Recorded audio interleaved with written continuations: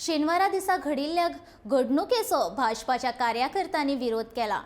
काँग्रेस सरकार पुलिसांक कारवाय करूंक दिना आणि तांचेर दबाव हाडटा असो आरोप भाजपान केला। होळये दिसा काँग्रेसीच्या कार्यकर्त्यांनी भाजप कार्यकर्त्यांचेर फातर शेवटून मारिल्ले अशी कागाळ पुलिशेन नोंद केल्ली। या पयलीं अशी घटना घडूंक ना अशें भाजपाचो अध्यक्ष तुळशीदास नायकान पत्रकार परिशदेंत सांगले। जाल्यार हे परिशदेंत नगराध्यक्ष दामोदर कासकर, मुरगांव भाजपा मंडळ अध्यक्ष संजय सातार्डेकर, नगरसेवक दयानंद नायक, दामोदर नायक, रामचंद्र कामत, लिओ रॉड्रिग्ज, प्रज्वल मयेकर, मंजुषा पिळणकर आणि हेर वांगडी हजर आशिल्ले।